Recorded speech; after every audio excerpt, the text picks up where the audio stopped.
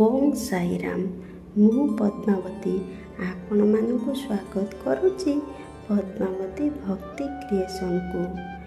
ଯେତେବେଳେ ରୋଗୀମାନେ ମେଡ଼ିକାଲରେ ଚିକିତ୍ସା ହେଉଥାନ୍ତି ବା ଡାକ୍ତରମାନେ ଚିକିତ୍ସା କରୁଥାନ୍ତି, ସେତେବେଳେ ରୋଗୀମାନେ ଓ ତାଙ୍କ ପାର୍ଶ୍ୱରେ ଥିବା ନିଜର ଲୋକମାନେ ଡାକ୍ତରଙ୍କ ହାତ ଧରି ପକାନ୍ତି। ସେତେବେଳେ ଡାକ୍ତରମାନେ ତ ତାଙ୍କ କର୍ମ କରନ୍ତି, କିନ୍ତୁ ଭଗବାନ ନ ଚାହିଁଲେ କିଛି ବି ସମ୍ଭବ ନୁହଁ।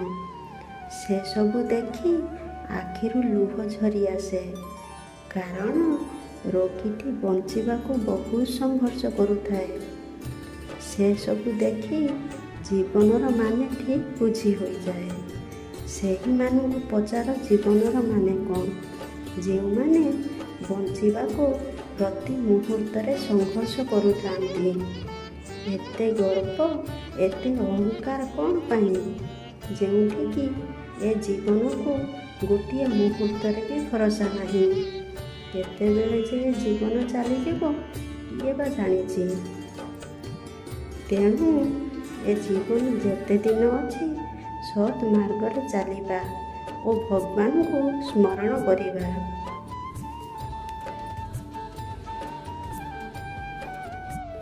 ମୋର ପ୍ରିୟ ବନ୍ଧୁଗଣ, ଆଜିର ବିଷୟବସ୍ତୁଟି ହେଉଛି ସ୍ୱାମୀ ଡାକ୍ତରମାନଙ୍କର ଡାକ୍ତର। ତୁମେ ପୂର୍ଣ୍ଣ ଆନ୍ତରିକତାର ସହ ପ୍ରାର୍ଥନା କଲେ ଉତ୍ତର ନିଶ୍ଚୟ ମିଳିବ। ଥରେ ମୁଁ ଅତ୍ୟନ୍ତ ଦୁଃଖୀ ମନେ ହେଉଥିବା ଏକ ବୟସ୍କ ଦମ୍ପତିଙ୍କ ଚିକିତ୍ସା କରୁଥିଲି। କଥା କ'ଣ ବୁଝିବା ବେଳକୁ ସେମାନେ କହିଲେ ଯେ ଅଷ୍ଟ୍ରେଲିଆରେ ରହୁଥିବା ସେମାନଙ୍କର ଝିଅ ଓ ନାତି ପାଖକୁ ସେମାନଙ୍କର ଯିବାର ଅଛି।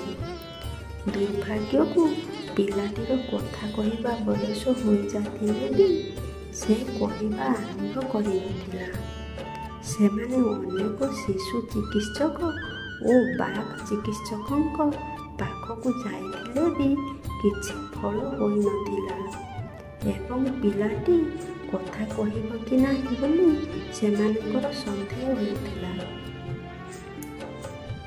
ମୁଁ ଏକଥା ଶୁଣିବାରୁ ମୋର ହୃଦୟ ବିଚଳିତ ହେଲା ଏବଂ ମୁଁ ଗଭୀର ଭାବରେ ସ୍ୱାମୀଙ୍କୁ ପ୍ରାର୍ଥନା କଲି। ମୁଁ ମଧ୍ୟ ସେମାନଙ୍କୁ କିଛି ବିଭୂତି ପୁଡ଼ିଆ ଓ ସ୍ୱାମୀଙ୍କ ଛବି ଦେଇ ତାହାକୁ ଅଷ୍ଟ୍ରେଲିଆରେ ତାଙ୍କ ନାତିକୁ ଦେବାକୁ କହିଲି।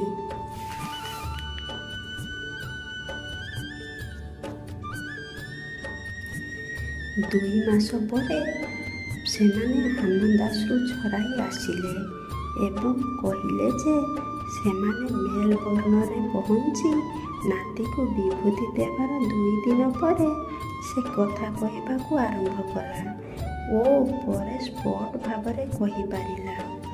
ତଥାପି ସେମାନେ ବିବ୍ରତ ଥିଲେ ଯେ ସେ କଥା କହିପାରୁଥିଲେ ବି ଚାଲିପାରୁନଥିଲା। ମୁଁ ପୁଣି ସେମାନଙ୍କୁ ବିଭୂତି ପୁଡ଼ିଆ ଦେଇ ସ୍ୱାମୀଙ୍କୁ ପ୍ରାର୍ଥନା କରିବାକୁ କହିଲି।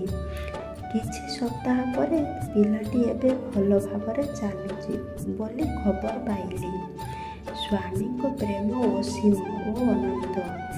ଅବଶ୍ୟ କେବଳ ଗଭୀର ପ୍ରାର୍ଥନା ଦ୍ୱାରା ଆମେ ତାଙ୍କ ପାଖରେ ପହଞ୍ଚିପାରିବା ଓ ତାଙ୍କ ଆଶୀର୍ବାଦ ଲାଭ କରିପାରିବା।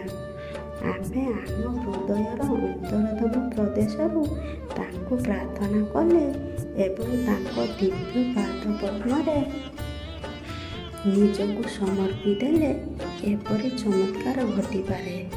ଅବଶ୍ୟ ସେ ଚାହିଁଲେ ହିଁ ଏପରି ହେବ। ଅର୍ଥାତ୍ ତାଙ୍କ ସଂକଳ୍ପ ଥିଲେ, ପ୍ରିୟ ସ୍ୱାମୀ, ଆପଣ ଆମ ଉପରେ ବର୍ଷଣ କରିଥିବା ପ୍ରେମ ପାଇଁ ଆମେ କିପରି ଧନ୍ୟବାଦ ଦେଇପାରିବୁ। ଓଁ ସାଇରାମ।